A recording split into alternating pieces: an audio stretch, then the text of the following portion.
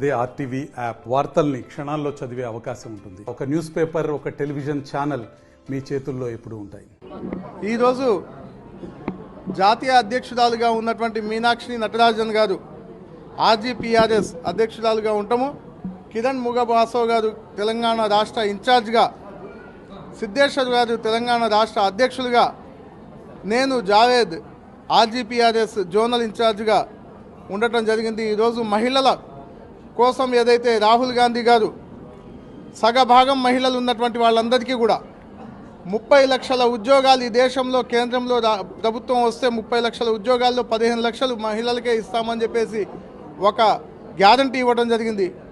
అదే రకంగా నారీ న్యాయ పేరుతో ఈ దేశంలో ఉన్నటువంటి మహిళా మనులందరికీ కూడా ప్రభుత్వంలో సగం వాటా ఇచ్చేటట్టుగా రాబోయే రోజుల్లో చేస్తామని చెప్పేసి ప్రకటన జరిగింది. అలాగే తెలంగాణ రాష్ట్రంలో ప్రభుత్వం వస్తే 6 గ్యారంటీలు కూడా మహిళల పేరిటే ఎక్కువగా ఇవ్వడం జరిగింది.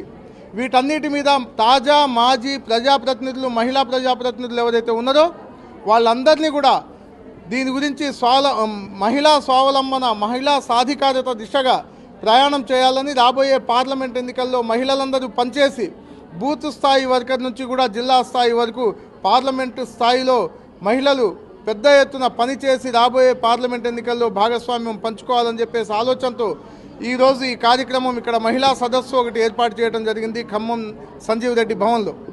దీనికి కరీంనగర్, వరంగల్, నల్గొండ, ఖమ్మం, మహబూబ్ నగర్ జిల్లాల వాళ్ళు కూడా ఈ కార్యక్రమంలో ఈరోజు పాలుపంచుకుంటా ఉన్నారు. ఈ ఒక్కరోజు సదస్సు కార్యక్రమంతో మహిళల కోసం కేంద్ర ప్రభుత్వం ఏదైతే కాంగ్రెస్ పార్టీ వచ్చిన తర్వాత చేయబోయేటటువంటి కార్యక్రమాలు, కాంగ్రెస్ పార్టీ కేంద్రంలో రావడానికి చేయబోయే ఆలోచన గురించి కూడా చెప్పడానికి కార్యక్రమం వన్ డే కన్వెన్షన్ ఈరోజు చేయడం జరిగింది. దీంట్లో భాగస్థులు అవుతున్నటువంటి మహిళా మనులందరికీ కూడా ఏదైతే మాజీ తాజా ప్రజాప్రతినిధులు ఎవరైతే ఉన్నారో వాళ్ళందరికీ కూడా శుభాకాంక్షలు తెలుపుతా ఉన్నాను. అలాగే హృదయపూర్వకమైన నమస్కారాలు తెలుపుకుంటా ఉన్నాను. Thank you. మరిన్ని వీడియోస్ కోసం ఛానల్ ని సబ్స్క్రైబ్ చేయండి. లేటెస్ట్ అప్డేట్స్ కోసం వాట్సాప్ ఛానల్ ని ఫాలో చేయండి. అండ్ లింక్ డిస్క్రిప్షన్ లో ఉంది.